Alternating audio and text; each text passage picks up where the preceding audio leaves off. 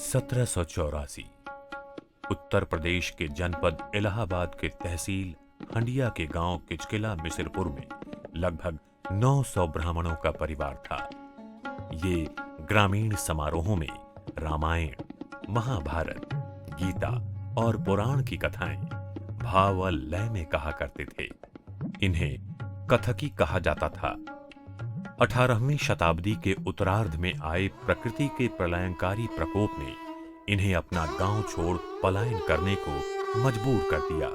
ये वही दौर था जब नवाब आसफ-उद-दौला ने अवध की राजधानी फैजाबाद से लखनऊ स्थानांतरित की थी और आवाम को फाका कशी से निजात दिलाने के लिए बड़ा इमाम बाड़ा तामीर करवाया था।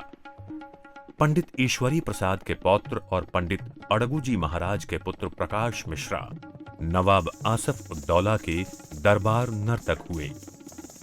बाद के नवाब आसफ जहां मिर्जा, यामीन-उद-दौला, रफत-उद-दौला बादशाह अवध, नसीरुद्दीन हैदर शाह जहां, अबुल फतेह मोइनुद्दीन, नजमुद्दौला अबुल मुजफ्फर मुसलेह-उद्दीन के दौर में कथा कहने वालों की कला दरबारे अवध में फलती फूलती रही और भारतीय नृत्य की 6 मूल धाराओं में शुमार होने लगी। नृत्य कथक और घराना लखनऊ कहलाया। अवध के नवाब वाजिद अली शाह इस कला के दीवाने हो गए। पंडित दुर्गा प्रसाद जी के गंडाबंद शिष्य हो गए। कथक में महारत हासिल की और अपने हमउम्र पंडित बिंदादीन तथा कालका प्रसाद के साथ नित्य नए प्रयोग करने लगे। आजादी की प्रथम लड़ाई का बिगुल बज चुका था। बेगम हजरत महल और नवाब अवध ब्रिटिश राज की खिलाफत में मुश्कें कस ली थीं। अवध की शाम ढल चुकी थी। असर कालका बिंदादीन की ड्योढ़ी पर भी पड़ा। नृत्य, मौसीकी, ठुमरी और बंदिशों की लगभग 80 साल पुरानी जुगलबंदी टूट गई थी। पंडित कालका प्रसाद और पंडित बिंदादीन की जोड़ी ने कथक को नए आयाम दिए, नई बुलंदियों पर पहुंचाया। पंडित बिंदादीन ने 500 से ज्यादा बंदिशें रची। आज 100 साल बाद भी कथक कलाकार उन्हीं की रची ठुमरी पर नाचता है। पंडित कालका प्रसाद से अच्छन, शंभू और लच्छू 3 संतानें हुई। अच्छन महाराज को अपने पिता और चाचा की उपलब्धियां सीधे विरासत में मिली। यही उन्होंने अपने छोटे भाइयों शंभू और लच्छू में बांटी। अच्छन महाराज ने अपने छोटे भाई शंभू महाराज के साथ लखनऊ की गद्दी संभाली। लच्छू महाराज ने मुंबई फिल्म जगत का रुख किया और लखनऊ घराने का नाम रोशन किया। उनके द्वारा कोरियोग्राफ की गई फिल्में सिने जगत में मील का पत्थर साबित हुईं। मोहे पनघट पे नंदलाल छेड़ गयो रे, फिल्म मुगल-ए-आजम का ये गीत आज भी दर्शकों के दिलों को छेड़ जाता है। 4 फरवरी 1938 बलरामपुर अस्पताल, लखनऊ। बालक बृजमोहन मिश्रा का जन्म हुआ।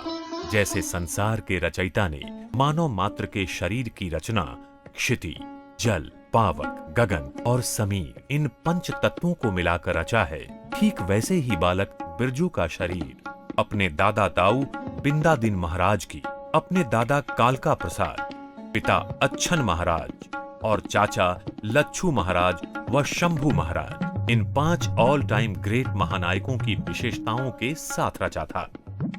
बालक बिरजू ने बड़ी कम उम्र में ही नृत्य प्रदर्शन शुरू कर दिए थे।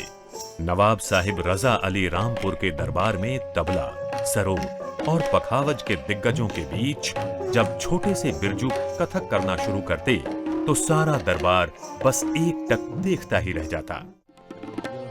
बिरजू महाराज की अपनी गायन शैली है।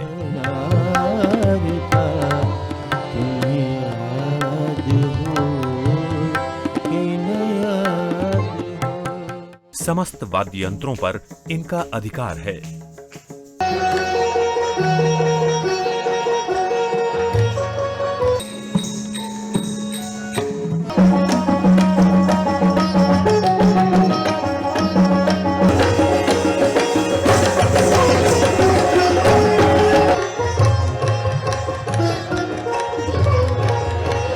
पंडित बिरजू महाराज ने नित नए प्रयोग कर इस कला को मंचीय भव्यता प्रदान की।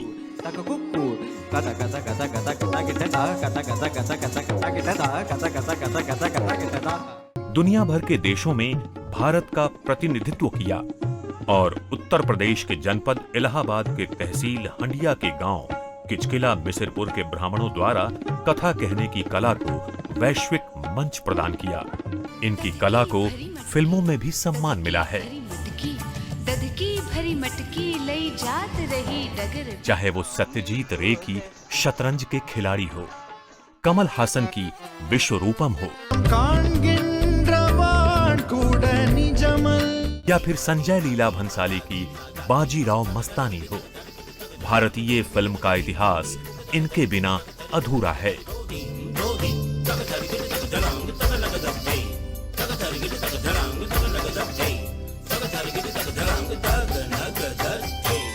आज उम्र के 76 बसंत बीत चुके हैं। नृत्य का सिलसिला बदस्तूर जारी है। देश विदेश में निरंतर कार्यशालाएं संचालित कर इस कला का प्रचार प्रसार कर रहे हैं। आने वाली पीढ़ी को तैयार कर रहे हैं। वर्तमान में 3 पीढ़ियां एक साथ इस कला को समर्पित हैं।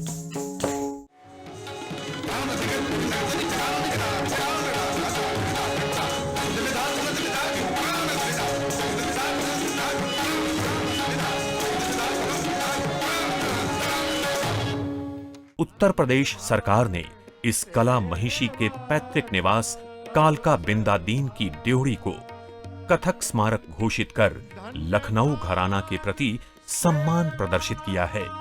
लखनऊ घराना मात्र कथक घराना नहीं, एक परंपरा है, एक इतिहास है, जिसका परचम 230 सालों से निरंतर लहरा रहा है।